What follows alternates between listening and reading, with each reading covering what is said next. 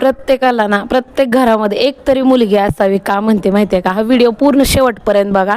माझी सानू मला काय म्हणते बघा तुम्ही शेवटपर्यंत, म्हणजे तुम्हाला समजल का प्रत्येकाला एक तरी लेक असावी.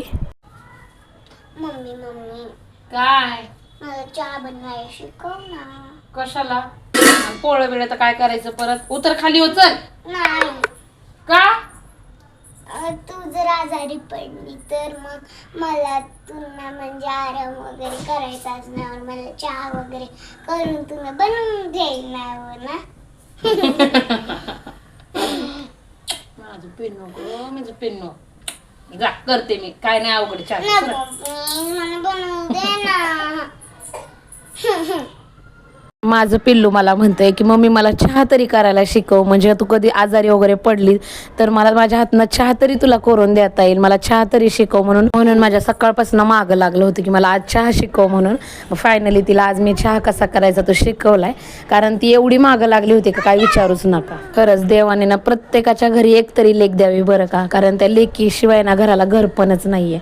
आणि हो का, माझ्या मुलीने आज मला चहा करून दिला होता. आणि इतकं घरात गरम होतं ना, गरम होत असल्यामुळे मी बाहेर टेरेसलाच बसून चहा पिला होता. आणि इतकं मस्त वातावरण होतं आज. मस्त चहा पिल्यानंतर दिवाबत्ती वगैरे करून घेतली. त्यानंतर लागले होते संध्याकाळच्या जेवणाची तयारी चालू होती. तर आमची साईश्री ना मला काहीच करून देत नव्हती. प्रत्येक गोष्टीमध्ये तिला मध्ये मध्ये यायचंच असते. आणि आज आमच्या घरी ना संध्याकाळी मस्त बेत होता, आमरस आणि पुरीचा. मग काय घेतले आंब्याचा रस करण्यासाठी. आणि तोपर्यंत म्हणलं आधी ह्या दोघींना खायला दिलं तरच ह्या मला गप्प करून देतील, म्हणून पहिले साईश्रीला आणि सानूला दोघींनाही आंबे कापून दिले. त्या मस्त खात होत्या.